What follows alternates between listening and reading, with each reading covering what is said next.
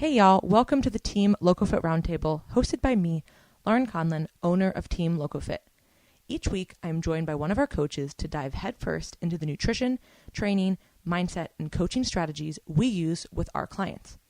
If you loved the show, please subscribe, leave us a review, tell a friend, you know the drill.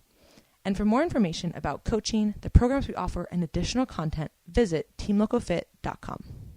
All right, and we are back, and I'm joined again with Coach Karina. Hey guys. The youngest and hottest person alive that you've ever seen. Per our last podcast. If you don't get it, go back and listen. Follow me on Instagram, Karina, where you can see how hot I am.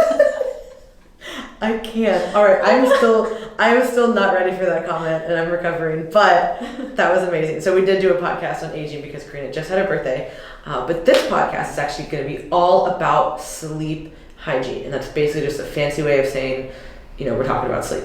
I don't know why people talk about, like, I always say it in like sleep hygiene because like that's just the way that it's like presented. Yeah. It's kind of like just bolus of protein. Like I don't know another word to use. Chunk of protein. Besides that, because like bolus is the way that people talk about protein, like in a research setting, so it just makes sense to say a bolus of protein. Yeah. But if you say that to anybody, you're like, it means like a serving of protein, essentially. Like like sleep hygiene means like how can we sleep our best? Yeah, but it's just like a compact way of saying it. So you're just trying to sound smart. Basically, we're just trying to sound way smarter than we actually are. But no, Lauren's pretty smart.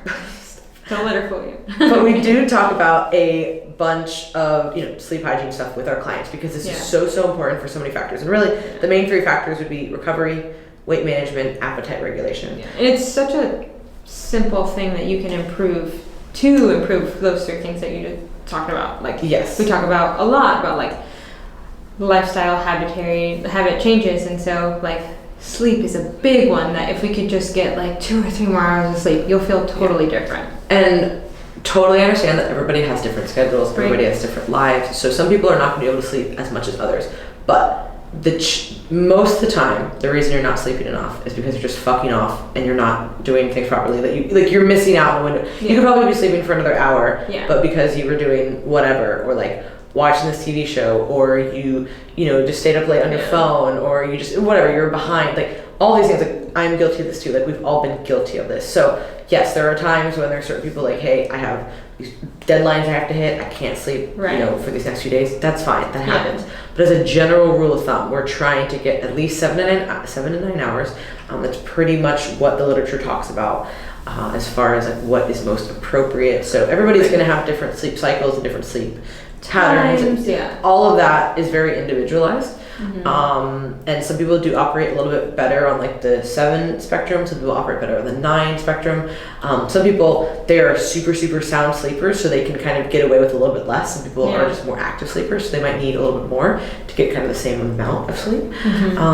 But the one thing, like we'll touch on those 3 parts first before we go into some questions that people have. So recovery. If you're physically active and you are training, that is going to take a lot of resources. Obviously. And if you are training, you're most likely trying to get a benefit from said training. You're not just going to the gym and lifting weights or doing whatever you're doing to like not see any progress, right? Like, generally speaking. So if you actually want to actualize those muscular adaptations or whatever adaptations you're trying to create, you need to recover. Yeah, you know, sleeping enough is going to be super important for that muscle rebuilding, recovery, you know, growth hormone, like all those things, those processes. And on top of that, your body is not going to do a very good job at breaking down protein or, you know, perform its best in training if you are sleep deprived and stress levels are much higher. So when it comes to recovery and performance, you know, sleep is possibly like the cheapest thing you can do, you know, in order to improve that in general, and just making sure that you are not only physically but also like mentally refreshed, because that's going to really drive how you train as well. Yeah, because mentally, we all know, even if you weren't physically active one day but you had a really mentally draining day or a really busy day, like you're still exhausted. You know, like your brain is still using glucose, your brain is still using fuel to like go through all of these things. And your brain is like one of the most metabolically active organs in your body. So if you've ever gone to like a conference and like literally like, of course part of it is like you're around a lot of people, maybe you're traveling and all this kind of stuff too, but just in general, like you're trying to cram in a bunch of learning in especially 2 to 3 days. Introvert. Yeah. These are so exhausting. That's a whole different situation. But like, you leave it, like you just physically feel like, oh my God, I'm like, my brain is like drained, right? Yeah. And part of that literally is your body is using extra energy to learn these new concepts and go through this stuff. So part of it's going to be recovery. Part of it is going to be just weight management. And that's going to go obviously 2 parts, right? That's going to go to the, muscular adaptation side, right? So if you have more muscle mass, you're going to be in a better, you're going to have a better weight and a better body composition, which is what we're really after. We don't really care what the weight is, like weight management meaning like a better, healthier body composition. So, you're going to have more muscle and your hormones are also going to be slightly more regulated in a positive way. So, you're not going to have this cortisol that's like through the roof. Like things are going to be very stable, very normal. Your insulin sensitivity is actually going to be normalized. That's a big one. Is totally thrown off when you don't sleep well. Yeah, that's pretty much the only one I like to point to when I'm trying to educate clients. Is like, hey, it's really important that you get more than 4 hours of sleep. This is why. You'll feel much better in training. The better you can train, the better you'll look in the long run. Your weight management will be much better. You'll be able to handle carbs a little bit better. You'll be able to manage stress levels overall. And if cortisol is insanely high, your body's not going to do very well at using fat as energy and burning it. And that's, people really gain weight because of high stress levels, not being able to sleep enough. And when people say, oh, hormones don't matter, I'm like, I've worked with enough people. we're like, hold my fucking beer. Literally. I've had people literally do everything perfect as far as calories in, calories out. But unless your hormones, like the system in which regulates and controls your metabolism, unless that's in check, you can starve yourself. I've seen people eat like nothing and still gain weight. And that's because hormones are all out of whack. But one thing that also really ties into, weight management is sleep's impact on appetite regulation. Yeah, and I notice this a lot. I already have a big appetite, which I think everybody who listens to the podcast knows that. But that is a huge thing. If I do not sleep enough, my appetite is heavily increased. And that, of course, is going to have a trickle-down effect all during the day. Because if you're hungry, what are you going to do? You're probably going to eat more. Unless you are so tightly regulated with your food intake and you are not going to deviate whatsoever, which, if that's you, great. But most people, and even a lot of our clients, like we're in a situation to where, we, depending on somebody's goals, it's going to look different. But we really try to have people have a very balanced approach. Some days that you're tracking, some days you're tracking macros, some days you're tracking habits. And if you are relying on any more of these kind of intuitive aspects, you might think, oh, I'm hungry, I need to eat more. But it's like, actually, you just ate. You just slept for 6 hours for the past 3 nights, and normally you sleep 8. So do you think that that's having an impact on it? Because simply just being up for longer, you're going to be hungrier, and then not sleeping enough, you're going to be hungrier. And that's just that's a very easy thing that adds up over time without us really realizing it. It kind of just like sneaks up on us. Right. And to speak anecdotally, like for my personal experience, and something I hear from clients all the time too, is that whenever I don't get as good enough sleep or enough sleep, my food choices are always like sugary, saltier. Yeah, like I just want I don't care about a salad. Like I just want like a bag of Oreos. Like that's it. Because you want calories, right? And you want quick, high calorie dense foods, and that's what our brain is wired towards. If we're not sleeping, there's a reason.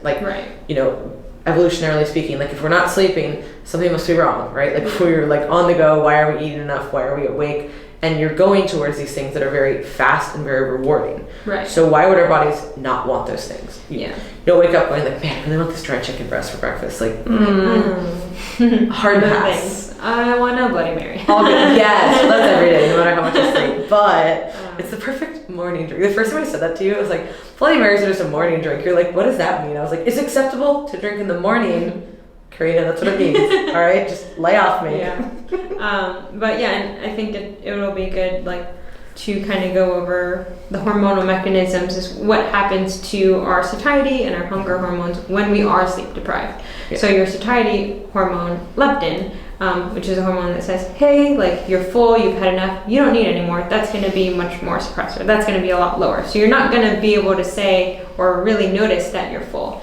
In your hunger hormone called ghrelin, which says, hey, like I'm ready to eat, like let's go. That's going to be much higher when we don't get enough sleep. So sleep is really important to regulate those two kind of I think of, like regulators of appetite, unless we're sleep deprived. And appetite is a huge driver just in general of body composition. I mean, if you're always hungry, you know what I mean? Yeah. And certainly, again, like I said, there's some people who just have bigger appetites than others. But if you're doing all these things, like I can wake up and I know, okay, I'm somebody who has a larger appetite and I can keep that in check.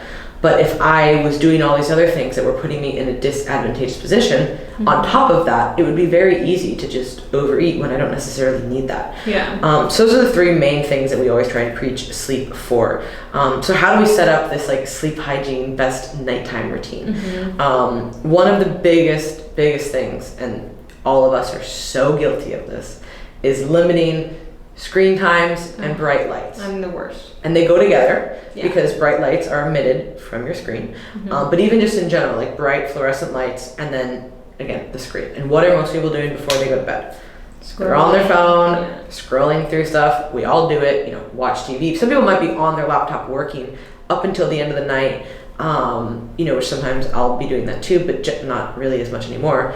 But just in general, I'll just, be on my phone, and it's such concentrated bright light, and we're just, even if you put the dimmer on, it's still pretty bright. And even just having bright lights on in general, like overhead, right?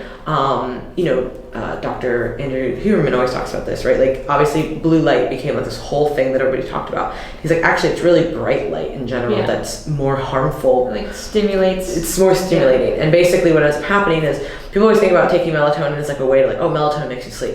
Melatonin more so like kicks off like the, hey, it's probably time to go to sleep kind of mechanisms. And I heard somebody, I can't remember who it was, but they like, think about it as like the shotgun at like the start of a race. Like it's not like keeping the race going, but it's kind of like initiating it.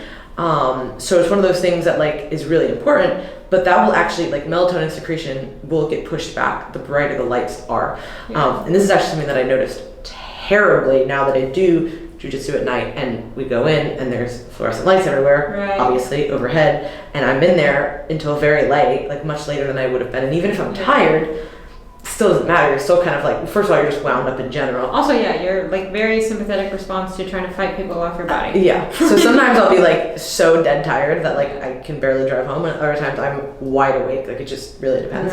But the bright lights certainly do not help, and I find myself catching that second wind, and I'm very awake when I leave, even if it might be 11 o'clock, and I'm like, okay, ready to go. How late can I stay up? And I'm like, whoa, what am I doing? And I'm somebody who actually is like a morning person.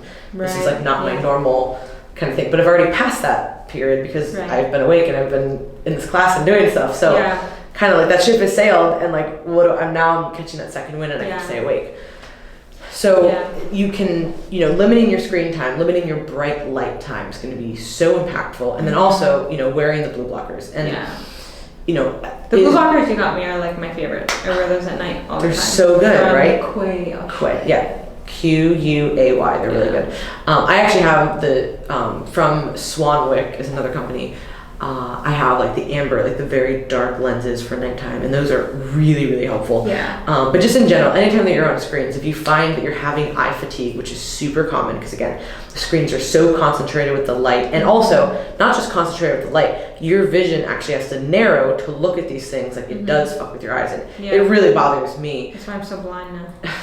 Honestly, I physically, my eyes will be like hurting. My eyes are like bloodshot at the end of the day, like after a ton of check-ins. Not to complain, I absolutely love coaching, but I just need to be better about putting my little like dim screen setting on and wearing my blue blockers. I'm not the best at being consistent with them, but I actually did a presentation on this 2 summers ago, and I'm so sad that I can't remember the exact mechanism, but in Dom's lab every summer we did something called like a summer series where we would be able to just present on anything we like cared about. I remember this. I think I read it.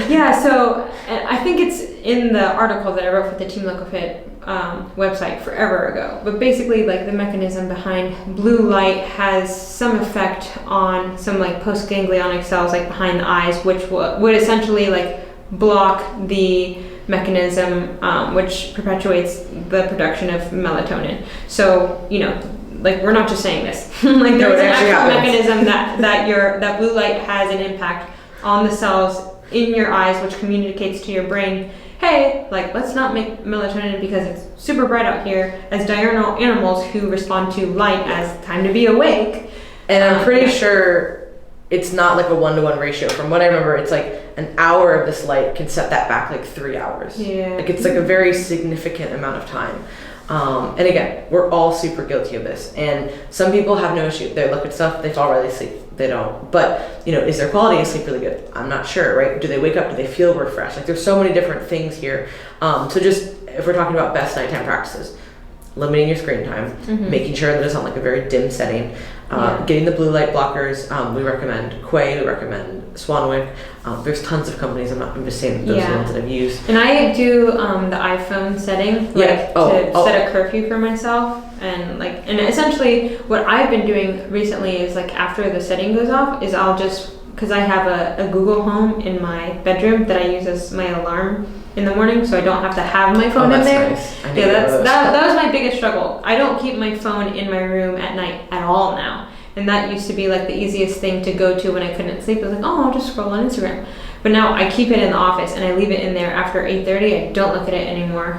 So I recommend, if you use your iPhone as your alarm, look into getting like a cheap alarm off of Amazon to just keep in your room, because obviously some of us have to wake up at like 5 a.m. And the only alarm you have is your phone. I recommend just getting a cheap alarm and working on having your phone in a separate room. I feel like that I just started doing that 2 months ago, and that made a big difference. It's just not having my phone. It's just a habit. We just grab it. Yeah. And, the research on that is honestly like disgusting. Yeah. And literally on average, and this is taking not just the younger generation, but also the older generation, I think it's an average of 40 times we just pick up our phone.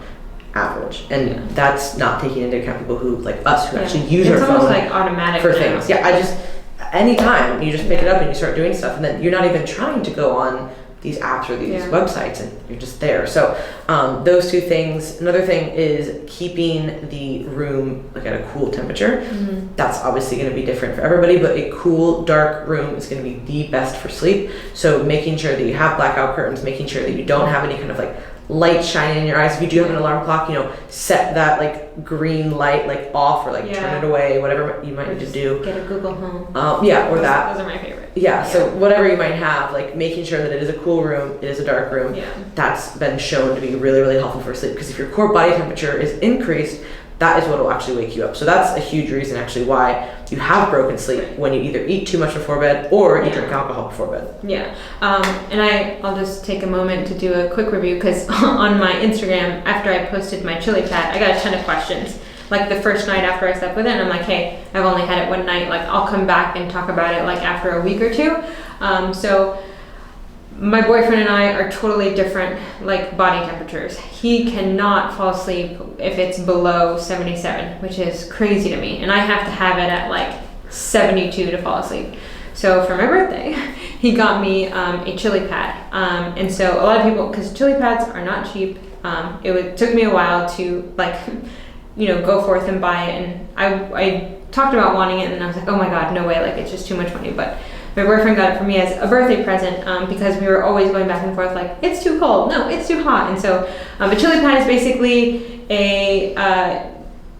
this thin sheet, but it is cooled through tubes that run through the sheet at night, and you can put it on your half of the bed, and you can adjust the temperature at which you want it. And so I set it at like 60 degrees every single night. So my side of the bed is very cool. And I've used it for a week and a half now, and it has been so nice. Like every time I go to bed, it's automatically cool, and I fall asleep within like 10 minutes, which is really hard for me. And the reason that I always took a long time to fall asleep is because I was just always too warm. I'm just like a really hot sleeper. So if you are considering or curious about the chili pad, I highly recommend the investment. Also, we save money on AC now because Chris doesn't have to put it down. Because the only reason we'd always have to crank the AC up was because of me. But yeah, it's been super nice. And so I would highly recommend getting the chili pad if you are someone like me who is a sweaty sleeper. Yeah, so any way you need to do it, make sure it's a cool, dark room. And then as far as, there is a thing known as chronotypes, and essentially, there are people, you always hear, I'm a morning person, right? Right. I just always think about when we went to the Arnold together in 2016 and we had to share a room and we had to get up at like 6, which is fine. Like if I have to get up at 6, I'll get up at 6. But if I'm getting up at 6, I'm like not speaking. And Lauren's like, alarm goes off, hey, how are you? What do you want for coffee? And I'm like, whoa. So like, slow down, Lauren. Like, I'm just now moving my body. And this was also after I woke you up in the middle of the night because I came home late. I was out and I stayed out and I had, of course, been like just drinking and hanging out, and it was like, I don't know, whatever. It was 3 a.m. Okay, 3 a.m. There we go. And I come back in and I had these like black leather, like over the knee boots. And they were really tight, and like if anybody's ever worn like boots that are that high, like they're kind of hard to get off, and there was no zipper on. Like, these were just like pullover. And I was trying really hard to like not be loud and like not wake Karina up and all this stuff, and because at this point like we knew each other but like not as well as we know now, like obviously. Yeah. And I was this was like our first time like sleeping together, our first sleepover, and so I'm trying not to like fucking fumble in the room and be a total asshole. And finally, I was like, oh my god, I was getting like really stressed out, like you know when you get like claustrophobic, and I was like, I can't get these off. I was like, I can't get these off. I'm trapped in these shoes. I was terrified. I was like, am I just gonna sleep in them? Like what are we gonna do? Like I was so uncomfortable. So finally, it was like I had to wake her. I was like, hey, Karina, I was like, help me get my shoes off at 3 a.m. She was like, and I was like, what's happening? What time is it? She was like looking at me. She's like, what are you talking about? I'm like, please help me get my shoes off. So we used to have to do this with like our riding boots, like our horse riding boots, because they were also like black leather boots, like up to your knee. They were very, very stiff, and there was a tiny zipper at the bottom, but it was not useful. Yeah. Like you literally had to have somebody pull them off of you physically, because you'd be wearing them all day and you'd be like showing your horse and whatever, and not even showing, like at the barn, your feet are like swollen, you know, so you'd literally have to have somebody pull them off of you, and so it's the same thing. And I was just like, hey, wake up. Luckily, I'm such a good friend. And such a nice person. Rolled up my sleeves, like, let's do this. So, all right, good night. So, say you are a morning person, right? And you are this obnoxious person like me who wakes up and like, hey, what do you want for coffee? And let's do this. And you know, you're gonna be somebody who kind of struggles to maybe stay awake, and you want to wake up earlier. Yeah. And then you know the opposite. There's some people who really are not morning people, and they thrive being up later. Yeah. Like I said, I've had to adjust my schedule now, and I honestly still hate it. I've been doing this for a year, and I fucking hate it. But it is what it is, and I've chosen to do this, and it's fine. And I just make sure that I sleep in now, because I am somebody who certainly needs a certain amount of sleep. Like I can go a few days with less sleep, but as soon as I hit a certain threshold, I literally get sick. Like I get super run down. My body. I've been doing this for my whole life. Like as soon as I try and restrict sleep too much, I will get sick after a certain period of time, and it's so annoying. And I wish I didn't have to do this, but I'm just somebody who needs sleep. Like. Everybody has their thing, right? Like for me, it's like when I know I'm sleep deprived, I'll get sick. Yeah. My skin will start breaking out pretty bad. Yeah. And some people really are fine with it, and like everybody's like, oh, you just adapt, and it's like yes, but like I've never adapted, and it's like and I also know like my issue with once I really started learning about like chronotypes, or some people genetically are night owls and some people genetically are morning people. It's like don't feel bad if you're not like the super tough like Navy SEAL who gets up at 4 a.m. Yeah, if you don't need to, like that's okay. If you are getting everything done at 11 o'clock at night and you're still getting enough sleep, then be the night owl you are. Like that's okay. And you know that's become synonymous with becoming more productive, right? And I get where this mindset comes from, right? Because again, most people are not being productive at night; they're fucking off. Yeah, like, I'm way more productive in the morning, which is I think I'm a morning person. But so like let's go, like the people who are promoting, hey, if you want to be successful, wake up early and get your day started.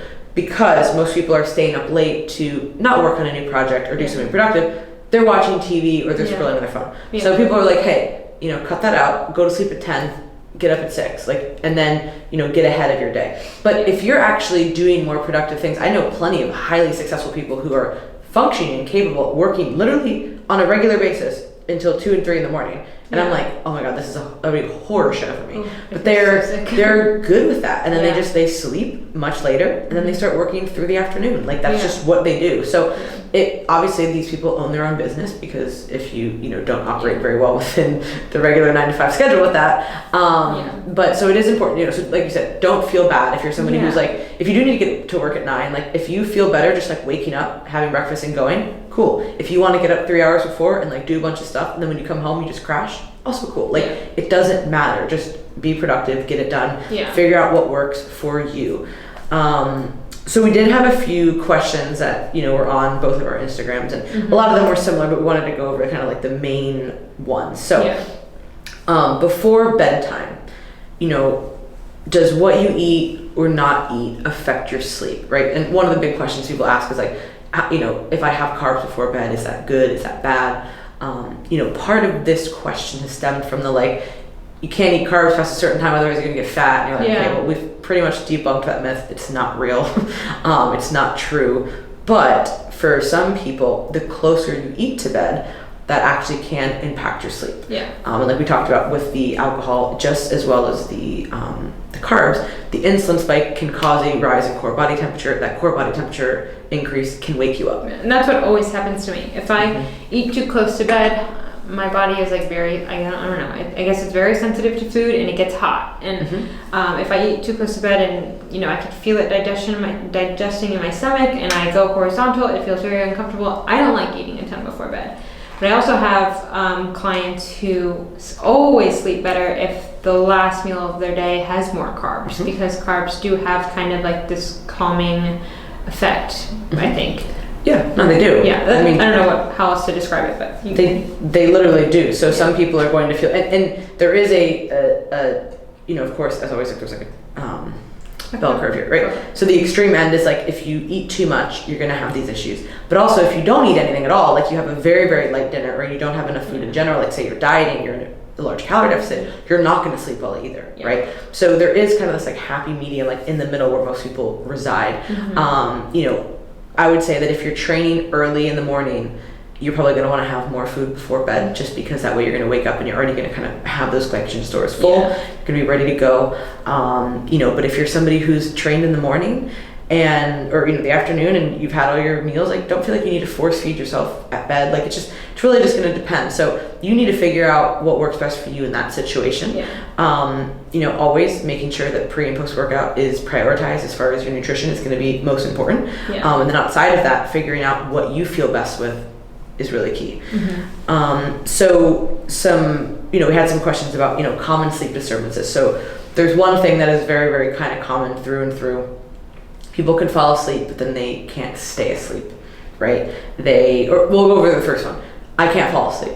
That generally is more of an anxiety issue, or that is some kind of my mind is racing, I can't turn my mind off. Like that's one of those things. And that is really where having a solid nighttime routine, because again, if you are just working, or you're scrolling through your phone, or you're doing something, and you have all this bright light, you generally can't expect to just hit the pillow and fucking crash. Like it's just not going to happen. Yeah, that's why I personally have a very strict nighttime work schedule. I won't work past 7 p.m. because I know myself, I get very worked up. Any anxiety or stress inducing activities, I know you're dying to do them, but just have the self-control to wake up early in the morning and deal with it then. But for your own mental and physical health, that you need to sleep. So I'm very strict about, okay, it's 7:30, I'm not going to look at my emails, I'll get to them in the morning. But I wake up early anyway, so that kind of helps me, I'm going to be one of the first people in my, awake out of all my clients, in my inbox, getting back to them. So, making sure we're not partaking in any anxiety or stress inducing activities too close before bed. And I just get affected by stuff, even a movie or a TV show that's super high, either action or don't ever watch Ozark before bed. Some crazy shit, you're just really wound up. Can't stop. You start, you have this adrenaline response, right? And so you want to make sure, so if you're having trouble falling asleep, you need to really look at, okay, what am I doing pre-bed? And am I putting myself in the right position? Am I really anxious? Am I overthinking things? Am I doing things before bed that are keeping me awake? So that's an easier fix, in my opinion. Obviously, middle of the night, getting up, there's a few things. One, it's just people wake up and they're just wide awake. That could be a hormonal issue. That is a possibility. That could be, again, we talked about earlier, a calorie deficit issue. If you're somebody who is dieting, really aggressively, this is one of the biggest impacts I have when I would contest prep. I would really struggle to sleep. And that was one of the worst side effects for me. And you are just much more sympathetic in general. So you're going to sleep lighter, and your body is just trying to pump out adrenaline to keep you awake and keep you going. So people always say oh, I felt so clear-headed on prep, but I was kind of this wired tired. I'm you're literally wired 24/7 because your body is in a very, very ultra sympathetic state. Right. So that's going to wake you up. It might wake you up in the middle of the night. Obviously, some people are going to have to go to the bathroom in the middle of the night. And, if you are waking up to do that, that happens. I wouldn't say as that long as easy. you can go back to sleep after that. Like, if you can go back to sleep after that, I would say, like, that's fine. But if you're waking up in the middle of the night peeing and then you can't go back to sleep, Chris is very strict about, he's like, I don't drink water after 8 o'clock at night because he hates waking up in the middle of the night. Like, and some people like, they'll chug like a whole thermos before bed or whatever, and you're like, okay, that's probably not the best idea. So, maybe avoiding those kinds of things. There's also 5-HTP has been shown to help with serotonin, and sometimes, again, this could be a hormonal or a neurotransmitter issue where people are waking up. So, you might want to try that. It's over-the-counter, easy supplement. That would be something that works really well for you. Yeah, I think another one that is important to touch on, at least what I talk about a lot with my clients, is anticipatory stress. So, like, say you have a flight that you're expecting to hopefully like not miss, and you know that you have to get up at like 6 to get on this flight, and you're waking up at 2 a.m. and at 3 a.m. and at 4 a.m. Always happens. I have, that sometimes I'll come across that with clients who like have an exam the next morning or have to catch a flight, and like, I can't sleep, and it's like, that's normal. Like, your body is expecting to, like, you're experiencing anticipatory anxiety. Like, your body's gonna be, there's no way you're gonna be able to sleep deeply that night. So just prepare for that, but try to sleep as much as you can before and after that. Like, if you have, an event or the flight, or you're speaking the next morning or something. That all is very normal to feel like, a little wound up. But if we're talking about just like a random Tuesday and you can't sleep, and these are some things you need to look at. I love, there's a company I work with called Cured Nutrition. They sell CBD products that are all really, really tightly regulated. You can see all of this certificate of analysis on the website, so you know exactly what you're getting. And they have a product that I love. It's called Zen. So it's all it's like CBD and then just other like natural herbs and things of that nature and adaptogens. And it's honestly an amazing sleep product. Like, I love it, and I've seen such a big difference when I use those things. A lot of people will use THC for sleep, and it can be useful. But what we've actually seen is that CBD can be a little bit more effective. And actually, Dr. Matthew Walker talks about this there was a whole podcast series that was so good on sleep, way more intelligent than we could ever be, on Peter Attia's podcast. And he actually talked about the difference between the two and how, CBD does not have this, what is the word that I'm thinking of? Tolerance effect, right? So like, you can take it, and then if you stop taking it, like, you're fine. Whereas with THC, if you take it, it might help, but then if you stop taking it, you actually have this really, really gnarly insomnia afterwards.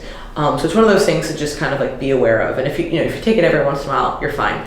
But it's kind of like one of those things that if you're like, oh, I have to take THC to go to sleep, and then you take a little bit more, and then take a little bit more, and then you build up this tolerance to it, then eventually you can have some issues. So, trying kind of natural supplementation can be really, really helpful. I had a few people ask about things like ZQuil or, like Tylenol PM or whatever, like, or even, sleepy meds, right? Yeah. I would really try to stay away from those types of things if you can. Yeah. If you're sick, definitely taking something like a NyQuil is going to be important. Focus on like those habitual. Oh my gosh, my brain today. Focus on the habitual aspects that we talked about earlier before trying to, throw in supplements and things. I know during prep, like, Core 21 was like a savior. That's our first one. It's really great too. And sleep supplements can be really, really helpful. And if this is something that you struggle with, I would 100% say like, yes, make that investment, obviously after you've done all these other things. But it might just be something that's really, really important for you. And if you're somebody who really needs to make sure that you're well rested because you have to train and you're running a business and you have a family and you have all you need to be a functioning person, it's not something bad to take, right? Yeah. So sometimes, like, for some people who have had this cycle of like, it's hard to fall asleep. So like for me, if I'm having a really hard time falling asleep, just taking Core 21 once to get my body in the pattern is all I need, and then I'm fine. For sure. So kind of to round that out, so people who, whether they're moms with newborns or just just kids in general, maybe are having some kind of rough sleeping patterns. People who do shift work, maybe they woke up in the middle of the night, or maybe they're working through the night, they just have funky sleep patterns. trying to take advantage of naps if you can. And obviously I understand this is not plausible for everybody. Yeah. But if your schedule and your life allows for it, it's still not going to be the same as having a string of hours together, but it is certainly going to be helpful, and it will certainly have a short-term impact. So say you were, doing shift work, and then, you had a really rough night. If, maybe you're not going to be able to get all the sleep that you need, but you could get in a 20, 30, 40-minute nap. And now you're able to execute on whatever you need to do much more effectively, right? And I know one of the things for me, at least when I'm lacking sleep, is that like something that might take me 30 minutes could take me an hour plus, right? Yeah. So it's like, hey, let me take this nap for 30 minutes, and now I can actually be really, really effective for this next hour, 2 to 3 hours, whatever it might be. So again, I understand that not everybody can do that, but if you have that opportunity, I would highly suggest it. It's not the same as having all the hours together, but it can help. And one last thing, which is pretty obvious, but everybody's going to be have a very different sensitivity to caffeine. So some people, we all know those people, Jillian, can have a cup of coffee. Literally, she'll get a cappuccino at dinner. I'm like, what are you doing? It'll be 8 p.m. getting a cappuccino. My grandparents. I think it's cultural for some people too. They'll be like, for dessert, we're gonna have. It's super Italian for her to do that. Yeah. But so she'll do that, and then she just goes to sleep. Now she obviously has a high caffeine tolerance. She processes it very well. Yeah. But there's a lot of people like that, right? And so if you're that person, cool. There's other people who are like, if I have caffeine past 2 p.m., I literally can't sleep. Now, is part of that placebo? Could be. They're like, oh, I know I had this. This is why I'm awake, right? Yeah. But part of it too is like you just might not metabolize it as well as others. So as far as caffeine use goes, it's really hard to give kind of any blanket statement like, hey, don't have it past this time or don't have it, because that's going to be so individual to you. You might get off of work and be dragging ass, and you might have your pre-workout at 4. You get off of work, you go to the gym, you're home by 7, you're showering, you're kind of winding down, and you're fine. Other people, that might keep them up all fucking night. So you just really need to figure out what works for you in that regard, and just kind of play that by ear. Anything else? No, I think we covered it. Yeah, I feel like we really covered it all. If you guys have any other questions, of course, please let us know. Yeah. You can send us an email at info@teamlocofit.com, or you can go to our website, teamlocofit.com, which hopefully by the time that this airs will be the new website, but hopefully I didn't speak too soon. Probably did. All good. But anyways, you can catch us there. We're not going to be there. You know what? Catch us on the website. Bye.